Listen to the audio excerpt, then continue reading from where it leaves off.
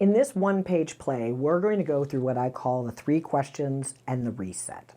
When we have a team member that's not working out in our organization, we owe it to them in order to find a way for them to succeed. Because chances are, as the leader, we have a lot of ownership in why they're not succeeding. So, here's your one-page play.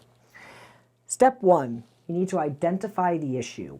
Where in the team member's job description are they not meeting the expectation that we had set? Where is the gap? Step 2, you go to question number 1. Question number 1 is, looking back at the job description, did I absolutely source and hire the right person for this job?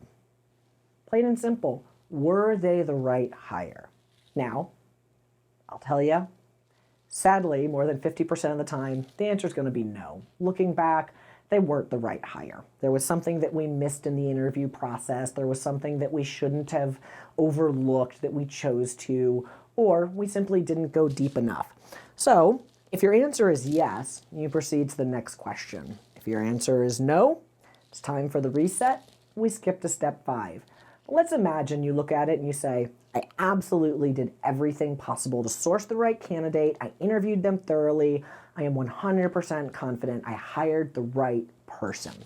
Well, we go to question number 2. Did I then do everything possible to set this person up for success with proper expectations, onboarding, and training? Again, we know that most of the time the answer is going to be no on this. If by chance the answer is yes and you say, I hired the right person and I absolutely did everything possible to set them up for success, I trained them, I set the expectations, I did it all, and yet they're still not making it, we proceed to question number 3. Did I then do everything possible to coach them and hold them accountable to that expectation? Again, it's often that we're going to answer no. It's hard to onboard people, especially in a small business. Chances are, in your leadership journey, we have missed something in here.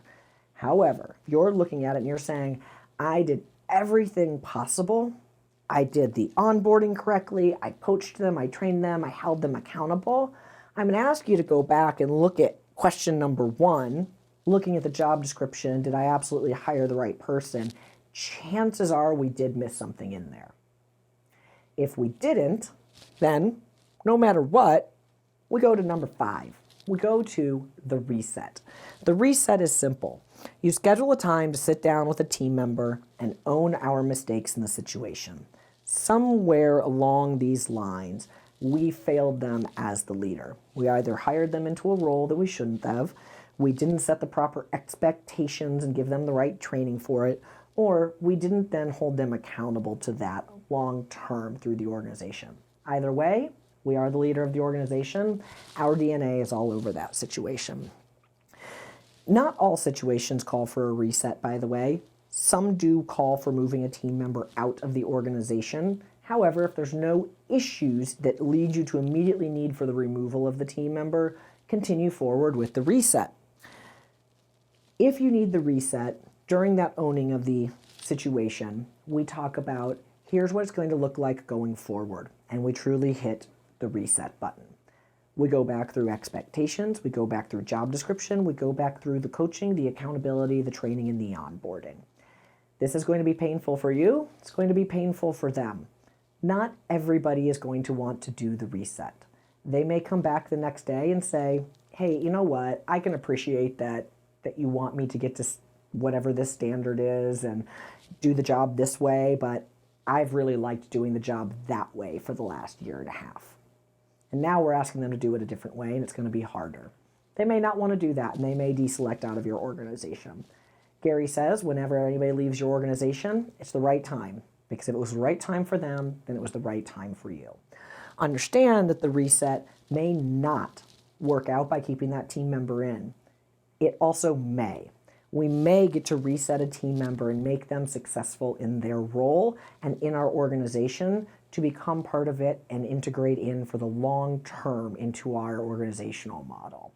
Nobody shows up to work and wants to fail. So if you've got a team member who is not reaching the expectations that you thought they should, or they're not meeting what you need them to do, use this one-page play, ask yourself the 3 questions, and sit them down for a reset.